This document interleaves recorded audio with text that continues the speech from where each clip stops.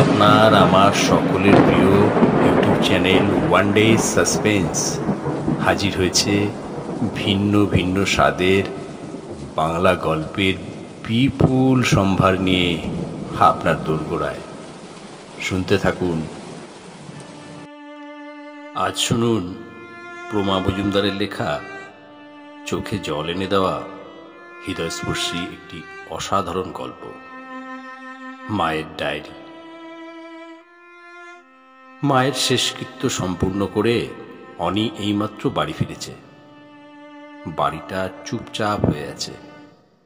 বাবা নিজের ঘরে শুয়ে আছে, আত্মীয় বন্ধুরা বাইরে থেকেই চলে গেছে। নিয়ম কানুন অনেকে বলা হয়েছে, ও কতটা কি মানবে সেটা ওর ব্যাপার। কাজের মেয়েটা রান্নাঘরে থুম ধরে বসে আছে, হয়তো কি করতে হবে বুঝতে পারছে না, কারণ তাকে নির্দেশ দেওয়ার মানুষটা আজ নেই। দিয়া নিজের ঘরের দরজা লাগিয়ে শুয়ে আছে। অয়ন বাইরে থেকেই চলে গেছে, হয়তো কাল আসবে। অনির ঘরের দরজা প্রায় সময় লাগানো থাকে। ও ফ্রিল্যান্সিংয়ের কাজ করে। তবে এই সময়টায় মা প্রতিদিন একবার ওর ঘরের দরজায় টোকা দিয়েই খুলে দিত। অল্প একটু ভিতরে ঢুকতো, আর জিজ্ঞেস করত, রাতে কি খাবি? অনি মায়ের এই আচরণে খুব বিরক্ত হতো, আর মাকে বলতো, প্রতিদিন এক কথা জিজ্ঞাসা করতে হয়? জরুরি কলে থাকি, তার মধ্যে তোমার গলা শোনা যায়। তুমি কি এগুলো বোঝো না? অনির দিকে তাকিয়ে মা একটু মুচকি হাসি দিয়ে চলে যেত। তবে আজ অনিকে বিরক্ত করার কেউ নেই, তাই তো রাত 9টা বেজে গেলেও দরজায় কোনো টোকা পড়েনি। মায়ের জন্য এই বাড়িতে সব সময় অশান্তি লেগেই থাকত। বাবার সাথে মায়ের সম্পর্ক কখনোই ভালো ছিল না। রান্নার লোক সহ বাড়িতে 3 জন কাজের লোক। মাকে কিছুই করতে হতো না, তারপরেও সব কিছুতেই ভুল। সারাদিন টিভি দেখা ছাড়া আর তেমন কিছু করতো না। বাবার একটু খেয়াল রাখা, এটাও মার দ্বারা সম্ভব ছিল না। বাবার সাথে ঝগড়া করাটা মার নিত্যদিনের অভ্যাস হয়ে গিয়েছিল। বাবা যে কিভাবে এই 30 বছর এগুলো সহ্য করেছে, এটাই আশ্চর্য। দিয়া মায়ের ঘরে শুয়ে আছে। এই সময় এটা ওর ঘর হলেও গত 2 বছর ধরে এটা মায়ের ঘর। চারিদিকে মায়ের জিনিস, এখনো ঘরে মায়ের গন্ধ পাওয়া যাচ্ছে। দিয়া একদিন জিজ্ঞাসা করেছিল, তুমি এখানে থাকো কেন? মা বলেছিল, ঘরটা খালি পড়ে থাকে, ভালো লাগে না, তাই আমি থাকি। দিয়া অবশ্য জানে কারণটা। বাবার রাত জাগার অভ্যাস আছে, আর অন্যদিকে মা তাড়াতাড়ি ঘুমিয়ে পড়ে। এই নিয়ে তাদের মধ্যে আগেও অনেক সমস্যা হতো। ঘরটা খালি হওয়ায় একটা সমস্যার সমাধান হয়েছিল। মায়ের মৃত্যুতে তার শোক পাওয়ার কথা, কিন্তু কেন যেন দিয়া স্বস্তি পাচ্ছে। একটা দুর্বিষয় জীবন থেকে মা মুক্তি পেয়েছে। হ্যাঁ, এই বাড়ি থেকে আজ যে মানুষটা চিরবিদায় নিয়েছে, সেই মানুষটা একটা অসুস্থ সম্পর্ক থেকে মুক্তি পেয়েছে, একটা অদৃশ্য বেড়াজাল থেকে মুক্তি পেয়েছে। যে সম্পর্কটা অপমানের, অসম্মানের, সেই সম্পর্ক থেকে মুক্তি পাওয়াটা তো আনন্দের। মা কখনো বাবা বা পরিবারের কারোর বিরুদ্ধে অভিযোগ করেনি, কিন্তু আস্তে আস্তে সব কিছু থেকে নিজেকে গুটিয়ে নিয়েছিল। হাসি খুশি প্রাণবন্ত মা একসময় চুপচাপ হয়ে গেছিল। দিয়া বড় হওয়ার পরও কিছু বুঝতো না, কিন্তু বিয়ের পর যখন খুব তুচ্ছ কারণে কঠিন কথা শুনতে পায়, কোনো দোষ না করেও দোষের ভাগী হয়ে যায়, তখনই বুঝতে পারে মায়ের চোখ কেন সবসময় ফোলা থাকতো, কেন বাবার আড়ালে থাকতো সবসময়। মাঝে মাঝে নিজের স্বামীর জায়গায় তার বাবার প্রতিবিম্ব দেখতে পায়। এখন দিয়ার চোখ ভিজে আসছে, কারণ সন্তান হয়েও মায়ের চোখের জল মুছতে পারেনি, মায়ের প্রতি হওয়া অন্যায়ের প্রতিবাদ করতে পারেনি। বাবা যখন সবার সামনে জোর গলায় বলছিল, ও আমাকে শরীর খারাপের কথা বলেনি, আমি একটু চিকিৎসা করানোর সুযোগ পাইনি, তখনও দিয়া কিছু বলতে পারিনি। কিন্তু মনে মনে ভেবেছে, তুমি হয়তো মাকে অপমান করবে, খোঁটা দিবে, টাকার কথা শোনাবে, তাই মানুষটা কিছু বলেনি, নীরবে প্রস্থান করেছে। শারীরিক নির্যাতনের চিহ্নও মানুষ দেখতে পায়, কিন্তু মানসিক নির্যাতনের আঘাত শুধু মনের উপরই পড়ে, যা কেউ দেখতে পায় না। একটা সময় দিওয়ারও মনে হতো ওর মা কিছুই করতে পারে না, তাকে সাহায্য করার জন্য লোকের অভাব নেই শ্বশুরবাড়িতে। রান্নাঘর সামলে বাচ্চা সামলানোর মতো গল্প তার মায়ের ঝুড়িতে নেই। কারণ উচ্চ মধ্যবিত্ত পরিবারে বাড়ির বউরা রানীর মতোই থাকে, তাদের কাজ করে হাত পোড়ানোর অভিজ্ঞতা থাকে না। দিয়ার মা অবশ্য মধ্যবিত্ত পরিবারের মেয়ে, তাই রান্নাঘরে ঢুকে কাজ করতে পছন্দ করত, বাচ্চাদের নিজের হাতে খাইয়ে দিতে ভালোবাসত, পরিবারের সবার জন্য রান্না করে শান্তি পেতে চাইত। আর হেতেই যত বিপত্তি। তার কাজের ত্রুটির শেষ নেই। বাবা তো মায়ের উপর মহা বিরক্ত, অন্যদিকে ছেলে মেয়েদেরও সব পছন্দসই হয় না। মা অবশ্য নিজের ভুল স্বীকার করতে কোনো কার্পণ্য করত না, কিন্তু বাবার কথার তীক্ষ্ণ বাণ মাকে জর্জরিত করত অজস্রবার। ছোট থেকে এই দেখেই বড় হয়েছে দিয়া। একটু বড় হওয়ার পর মায়ের উপর তারও অভিযোগের শেষ ছিল না। অন্য বন্ধুর মায়েরা কত আধুনিক, আর তার মা এখনো চার দেয়ালের মধ্যেই পড়ে আছে। অন্য মায়েরা মেয়ের বন্ধু হয়ে যায়, আর তার মা সারা দিন উপদেশ দিয়ে বেড়ায়, এটা করবে না, ওটা করবে না, এখানে যাবে না, ওটা খাবে না। উফ, অসহ্য।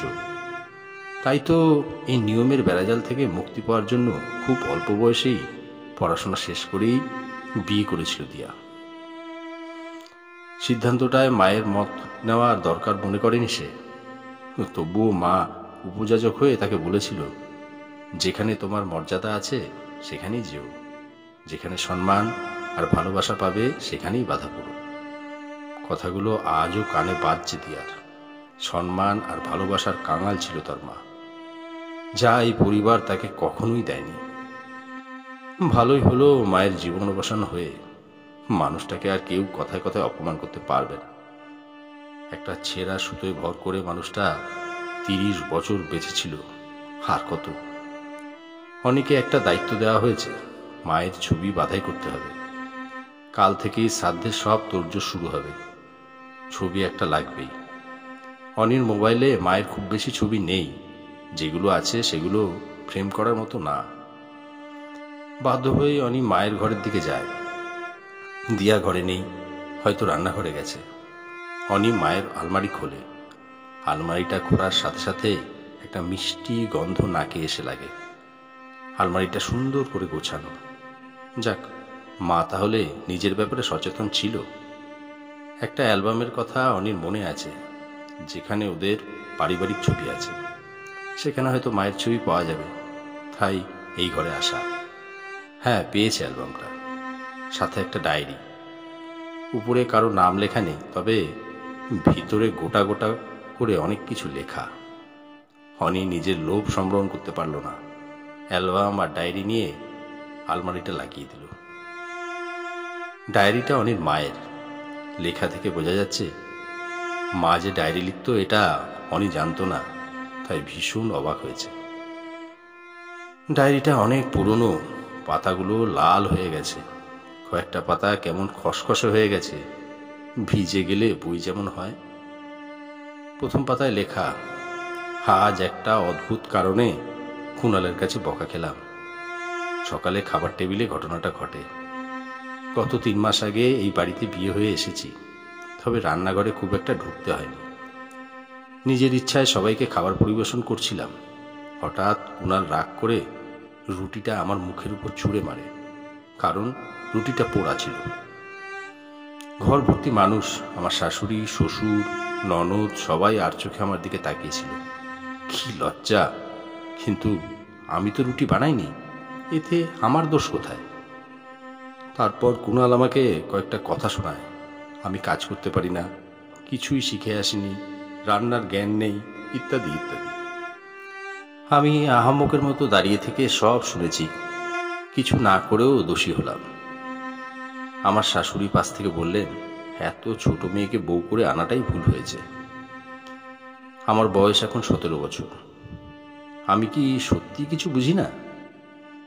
আচ্ছা, কিশোরী মনকে কি চাইলেই বড় করে ফেলা যায়? আজ কুণালের কাছে আবদার করেছিলাম রিকশায় ঘুরতে যাওয়ার। সে একটা অবজ্ঞার হাসি উপহার দিয়ে আমাকে বলেছে, এমন ছেলে মানুষই আমার পছন্দ না। খুব লজ্জা পেয়েছি, আর কখনো এমন আবদার করব না। লেখাটা যে পাতায় সেই পাতাটা খসখসে, হয়তো মায়ের চোখের জল পড়েছে। আজ আমার জীবনে আরও একটা খুশির দিন, আমার ছেলে এসেছে এই পৃথিবীতে। দিয়ার বাবা অনেক খুশি, কারণ এইবার ছেলে হয়েছে। 1 বছর আগে দিয়া হওয়ার পর তার মুখে আজকের মতো চওড়া হাসি দেখিনি। আজ কুণাল ঘর ভর্তি লোকের সামনে আমাকে অপদার্থ ও অকর্ম বলে চড় দিয়েছে, কারণ আমি ওর অফিসের ব্যাগটা গুছিয়ে রাখিনি। কিন্তু আমি তো রোজ গুছিয়ে রাখি। দিয়াটা খুব দুষ্ট হয়েছে, বাবার ব্যাগ নিয়ে খেলা করে। কুণাল অফিস থেকে ফিরে বসার ঘরেই ব্যাগটা রেখে আসে। আজ আমি খেয়াল করিনি, তাই এই ভৎসনা। আমার শাশুড়ি আর ননদ হাসছিল দাঁড়িয়ে। অনেকে নিয়ে খুব ব্যস্ত সময় যাচ্ছে। দিয়াটা আমার কাছে বেশি আসতেই পারে না অনির জন্য। ছেলেটা বড্ড বেশি মা নেওটা হয়েছে। রাতে ওদের দুজনকে দুই পাশে নিয়ে ঘুমানো যে কি শান্তি, সে আমি বুঝি। ওরা আজকাল আমার সঙ্গে গান করে, কিন্তু আজকের পর আমি আর গান গাইতে পারবো না। কুণালের কানে আজ কিভাবে যেন আমার গান পৌঁছে গিয়েছিল। ও নিজের ঘর থেকে উঠে এসে বলল, বাড়িটা একদম বাইজি বাড়ির মতো বানিয়ে ফেলেছ। প্রতিদিন রাতেই গান গাইতে হয় নাকি? ছোটবেলায় মা শখ করে গান শিখিয়েছিল, বিয়ের পর কখনো চর্চা করিনি। বাচ্চাদের নিয়ে একটু খেলার ছলে করেছিলাম, তার জন্য এই উপমা। অরিন মনে পড়ে ছোটবেলায় মায়ের সাথে সে আর দিয়া বসে বসে গান করত। মা খুব ভালো রবীন্দ্রসঙ্গীত গাইতে পারত, কিন্তু হঠাৎ করেই মা গান বন্ধ করে দেয়। একসময় সবাই বলতো আমার হাসিটা অনেক সুন্দর, কিন্তু এই হাসি আমার কাল হলো।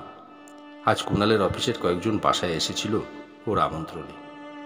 আমি স্বভাবসুলভভাবেই তাদের সাথে কথা বলেছি, আপ্যায়ন করেছি নিজের সাধ্য মতো।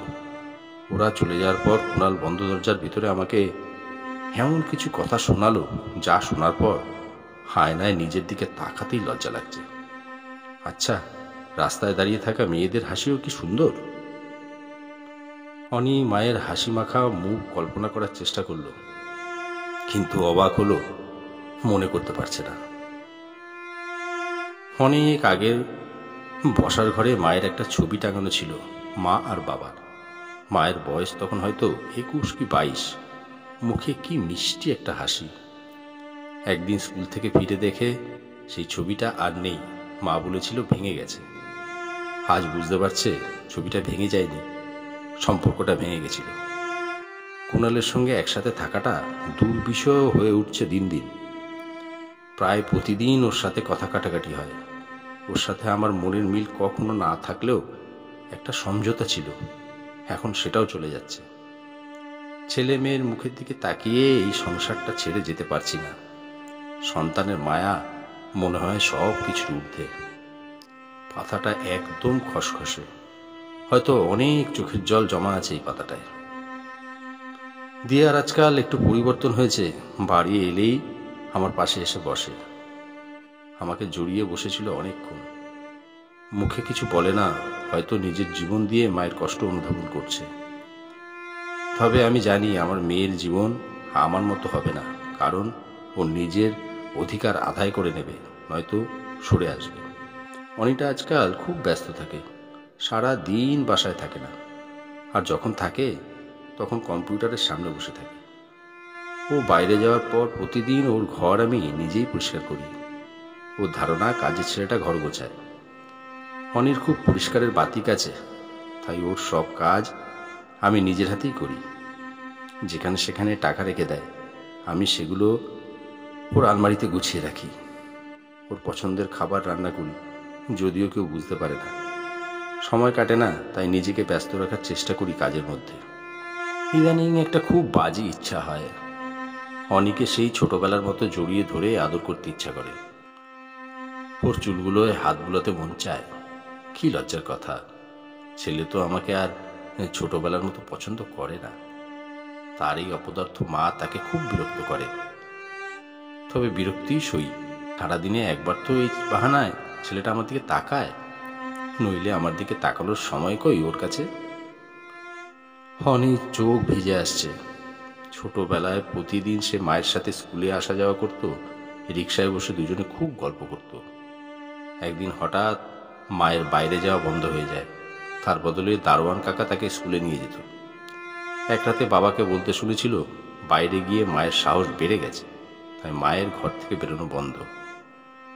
অনির মনে আছে ওর আর দিয়ার বন্ধু মায়েদের সঙ্গে মায়ের খুব সখ্যতা ছিল। বাবার চোখে হয়তো সেটা ভালো লাগেনি, তাই মাকে সব কিছু থেকে আলাদা করে দিয়েছিল। মায়ের জীবনে আভিজাত্য প্রাচুর্যের কোনো অভাব ছিল না। বাবা নিজে মায়ের জন্য দামি শাড়ি গয়না কিনে আনতো, আর কোথাও গেলে নিজের পছন্দ মতো সাজিয়ে নিয়ে যেত। অনির মনে হতো এটা বাবার ভালোবাসা, কিন্তু আক্ষরিক অর্থে এটা মায়ের উপর বাবার জোর করে চাপিয়ে দেওয়া আদেশ। কতগুলো ফাঁকা পাতা তবে ভিজে ছিল, কারণ কুঁচকে আছে। জীবনটাকে আর টেনে নিতে পারছি না, হাঁপিয়ে উঠেছি। 17 বছর বয়সে বউ সেজে এই বাড়িতে ঢুকেছিলাম। সম্পর্কের জালে আষ্টে পিষ্টে জড়িয়ে গেছি বারবার, কিন্তু যে মানুষটার জন্য এই পরিবারে এসেছিলাম তার আপন হতে পারলাম না এই প্রায় 30 বছরে। তার সমকক্ষ কোনোদিন ছিলাম না, আর তার চেষ্টাও করিনি, কিন্তু ভালোবাসায় কোনো কমতি রাখিনি। কিন্তু বিনিময়ে পেয়েছি অবহেলা আর অপমান। ছেলে মেয়েদের সামনে বারবার ছোট হতে হতে নিজেকে খুব তুচ্ছ মনে হয়। তার মনের মতো হতে গিয়ে নিজেকেই হারিয়ে ফেলেছি। হাসতে ভুলে গেছি, মন খুলে কথা বলতে ভুলে গেছি। কোনো বন্ধু নেই আমার। আজকাল তো ঘরের মধ্যেই চুপচাপ বসে থাকি। আমি সত্যি আর বাঁচার তাগিদ পাই না। তারপর শেষ, আর কোনো লেখা নেই। ডায়েরির বাকি পাতা সব সাদা। অনি ডায়েরিটা হাতে নিয়ে বসে আছে, চোখটা ঝাপসা হয়ে আসছে। খুব মন চাইছে এক্ষুনি মা দরজা নক করে ওকে ডাকতে আসুক, আর কখনো সে মায়ের দিকে বিরক্তি নিয়ে তাকাবে না। খুব ইচ্ছা করছে মায়ের আঁচল জড়িয়ে মায়ের গায়ের সাথে মিশে শুয়ে থাকতে, কিন্তু অনেক ডেকেও মাকে আর কাছে পাচ্ছে না। অনির ঘর থেকে কান্নার আওয়াজ ভেসে আসছে। দিয়া উকি দিয়ে দেখে অনি মায়ের একটা ছবি সামনে খুলে রেখে ছোট্ট বাচ্চার মতো হাউ মাউ করে কাঁদছে। কিছু মানুষ কখনো অনুতপ্ত হয় না, আবার কিছু মানুষ সব হারিয়ে অনুতপ্ত হয়। অনি হয়তো আজ অনেক কিছু বুঝতে পেরেছে, যেমনটা সে বুঝেছিল বছরখানেক আগে মায়ের এই ডায়েরিটা পড়ে। ডাক্তার বলেছিল এই বয়সে হার্ট অ্যাটাক স্বাভাবিক না। আসলে ডাক্তার জানে না তার মা অভিমানী। মায়ের হার্ট কষ্ট সহ্য করতে করতে হাঁপিয়ে উঠেছিল, তাই জীবন থেকে ছুটি নিয়েছে। গল্পটা শুনে ভালো লাগলে নির্দ্বিধায় লাইক, কমেন্ট এবং শেয়ার করুন। একটা লাইক তো আশা করতেই পারি। শুনতে থাকুন, ভালোবাসতে থাকুন। আপনার মূল্যবান মতামত জানাতে ভুলবেন না। নিয়মিত নতুন নতুন গল্প শুনতে অনুগ্রহ করে আমাদের ইউটিউব চ্যানেল সাবস্ক্রাইব করুন। নমস্কার।